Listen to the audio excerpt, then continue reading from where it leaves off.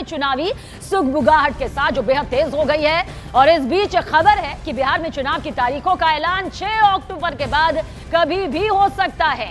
निर्वाचन आयोग ने मुख्य सचिव को पत्र लिखकर साफ निर्देश दिए कि सभी विभागों के पदाधिकारियों और कर्मियों के तबादले 6 अक्टूबर तक पूरे कर लिए जाएं।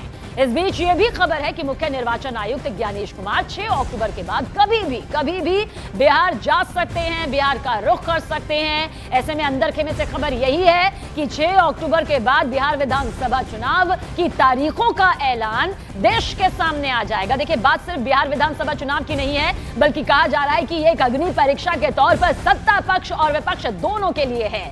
चंद्रमोहन हमारे सहयोगी ज्यादा जानकारी के साथ। चंद्रमोहन, क्या कुछ कहा जा सकता है? 6 अक्टूबर तक तबादले की प्रक्रिया पूरी करने के लिए अगर कहा गया है तो माना जाए कि 6 अक्टूबर के बाद कभी भी चुनावों की तारीखों का ऐलान हो सकता है?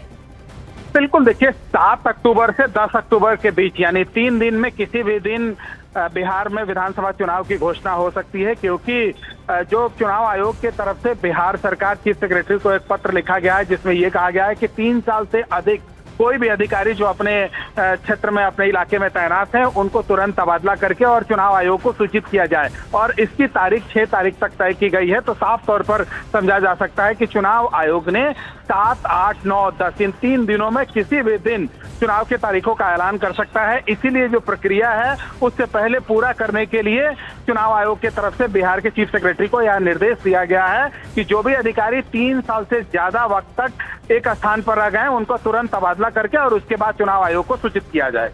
चंद्रमोहन, जानकारी के लिए शुक्रिया। नजर बनाए रखिएगा हमारे सहयोगी चंद्रमोहन, जिनके जरिए बिहार की सियासत से जुड़ी हुई हर जरूरी खबर दर्शकों तक पहुंच रही है।